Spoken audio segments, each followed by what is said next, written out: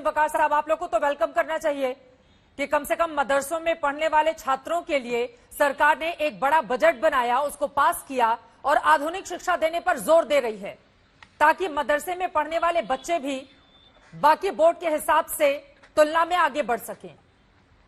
Welcome करेंगे इस बात का आप असीम बकार जी। देखिए, मैं सबसे पहले तो आपका स्वागत करता हूं और आपको मैं शुक्रिया अदा करता हूं कि बहुत बेहतरीन और शानदार टॉपिक आप लेके आई हैं। इस तरह के टॉपिक पे बहस होना चाहिए, यह है उत्तर प्रदेश की ज़रूरत। मैं गौरव जी को बहुत गौर से सुन रहा था, जो आरोप उन्होंने लगाए एक एक आरोप बहुत गौर से सुना। उन्होंने कहा कि इतने फर्जी मदरसे चल रहे थे और इतनी तनख्वाह जा रही थी। गौरव जी, कलम उठा के नोट कर लीजिए, उत्तर प्रदेश में जितने फर्जी मदरसों में फर्जी तनख्वाह जा रही थी, बिना विभाग के कर्मचारियों को मिले हुए एक आदमी को भी नहीं जा रही थी। जितना दोषी मदरसे का मैनेजर था फर्जी, उतना ही दोषी आपका विभाग था। आपने कहा कि बहुत से मदरसे ऐसे जिनमें 5,000 रुपए वो संचालक रख लेता था और 5,000 टीचर को देता था। आपकी 100% मैं सलाम कर रहा हूं, आपकी बिल्कुल जायज बात है। लेकिन जितने इंटर कॉलेजेस चल रहे हैं, जितने प्राथमिक और माध्यमिक विद्यालय चल रहे हैं, जो प्राइवेट सेक्टर से जिनमें आपने सरकारी तौर पर उनको ऐड दे रखी है, 99.9999% वहां भी यही चल रहा है। एक तो घरों के बहुओं को, बेटियों को, बेटों को, अम्मा को, पत्नी को उन्होंने टीचर बना रखा है और सब जगह यही खेल चल रहा है। ये भी जांच कीजिए, खाली मदरसे का खेल नहीं है। तीसरा, आपने कहा कि साहब 479 करोड़ का आपने बजट दिया। आप ही के उत्तर प्रदेश के बहुत से समाचार पत्र और खबरें ऐसी है जिसमें यह भी है कि पिछले 4.5 से 5 साल से मदरसा टीचरों को तनख्वाह ही नहीं दी गई है। ये सच्चाई, इसको नोट कर लीजिए। मैं आपके किसी आरोप से इनकार नहीं कर रहा हूं, लेकिन आप मेरे किसी आरोप से इनकार नहीं कर सकते।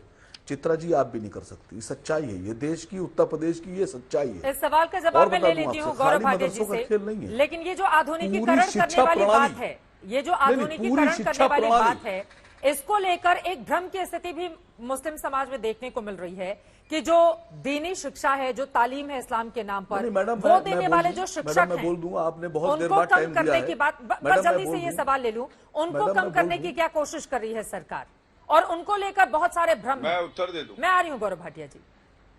असीम बकार जी।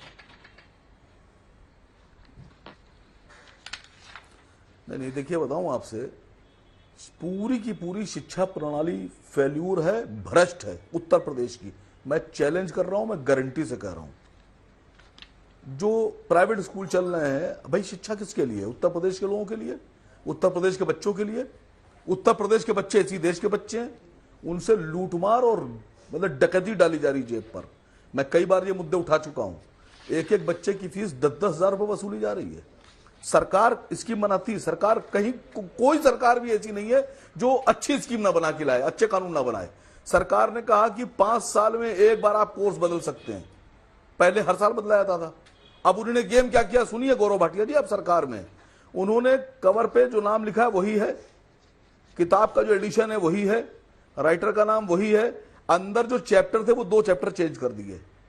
अब आप पिछले साल वाली किताब अगर चलाना चाहें तो नहीं चल सकती, क्योंकि अंदर जो माफिया, शिक्षा माफिया है, उसने अंदर 2 चैप्टर बदल दिए हैं। अब उसको नई किताब लेना ही है, आप नया उसको कोर्स बहुत लेना व्यापक रूप दे रहे हैं। आपको यकीनन शिक्षा पर इस तरह की बहस होनी चाहिए, लेकिन अभी मदरसों को लेकर ये जो एक्शन है, जरा उसी पर रहते हुए गौरव भाटिया जी, उन्होंने बहुत सारे सवाल उत्तर प्रदेश की शिक्षा को लेकर खड़े किए। मैडम एक चीज, एक लाइन में मैडम एक चीज बोलिए, मैडम बोल लेने दीजिए। बहुत अच्छा टॉपिक है, बोलिए ना सर, बहुत अच्छा टॉपिक लाई हैं आप, प्लीज बोल लेने दीजिए। हाँ, बहुत अच्छा टॉपिक आप लाई हैं, मैं शुक्रगुजार हूं आपका, मैं सैल्यूट कर रहा हूं आपको। देखिए, जो किताबें हैं इन पे कमीशन जा रहा है, 50 से 60% कमीशन स्कूलों का है। जो यूनिफॉर्म है, जूता है, मोजा है, टाई है, बो है, बेल्ट है, इस पर भी कमीशन है।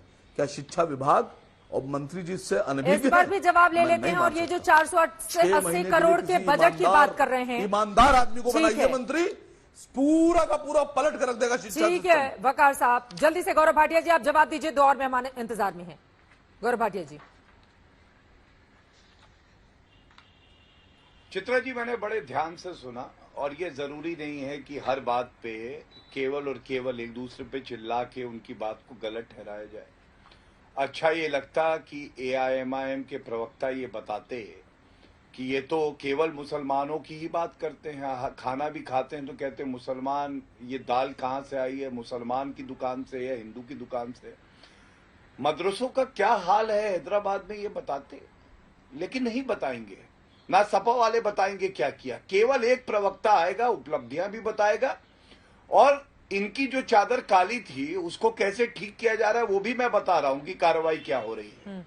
और विभाग की मिलीभगत है इन्होंने कहा, तो मैं एक बात कहूंगा, सपा के सरकार में विभाग के जो कर्मचारी थे उनकी हिम्मत थी कि मिलीभगत करके रुपया लूट खसोट बचाए, लेकिन अब योगी जी की सरकार में क्योंकि कार्रवाई हो रही है इसलिए किसी की हिम्मत नहीं है।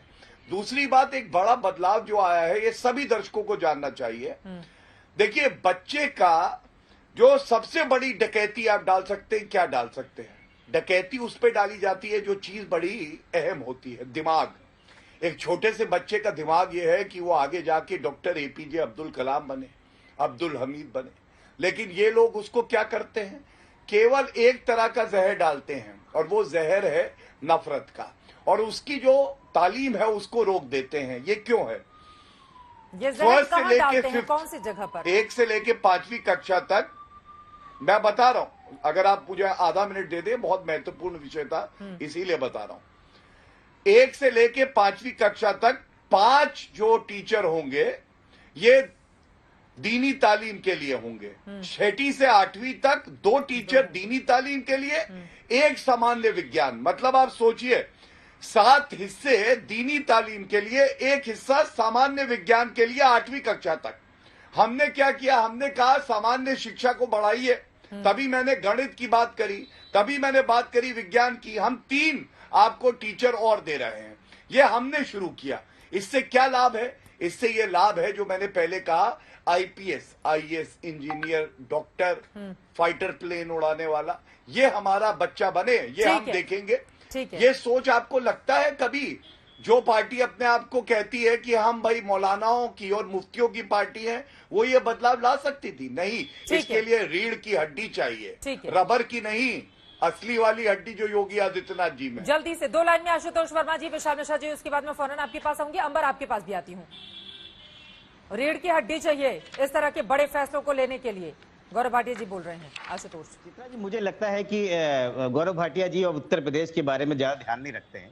उत्तर प्रदेश की जो पहली योगी आदित्यनाथ सरकार की सरकार गई है, इसमें पहली जो शिक्षा मंत्री, बेसिक शिक्षा मंत्री बनाई थी अनुपमा जायसवाल, क्यों बर्खास्त किया था पता है?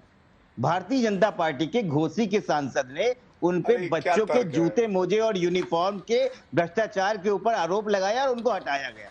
और फिर जो दूसरा शिक्षा मंत्री बनाया गया सतीश द्विवेदी, उनको क्यों हटाया गया पता है? नहीं, बताता हूँ, शिक्षा की स्टेटस आपका समझता हूँ आप क्या है। उन्होंने अपने ही भाई को ईडब्ल्यूएस में नौकरी दिला के असिस्टेंट प्रोफेसर की नौकरी दिलवा दी। पहले मदरसों में तो बात कर लें। भ्रष्टाचार आपके वहां कितना बजट था आपकी सरकार में, बताइए। मदरसों के अंदर आप शिक्षा मंत्री हटा देते हो। अभी तो 1 महीने की सरकार हुई है, अभी देखते रहिए क्या करने जा रहा हूँ। टोटल पूरी सरकार भ्रष्टाचार पे चल रही है, शिक्षा से आपका। अच्छा, वो अभी आप कह रहे थे कि जो है पिछली सरकार भाजपा की थी, भूल गए थे कि उससे पहले सपा की भी थी। क्या करते हो ये दुनिया जानती है, तो इसलिए किसी को बताने की जरूरत नहीं है आपने शिक्षा में क्या किया है। सबसे ज्यादा बेरोजगार कहीं अगर कहीं है पूरे देश में तो आपने दिए हैं, और ये वर्ल्ड रैंकिंग में है लगातार। ठीक है, ये मुद्दे जब चुनावों में आप लोग उठाते हैं तो जनता के बीच उस तरह से क्यों नहीं ले जा पा रहे, ये भी बड़ा सवाल है ना।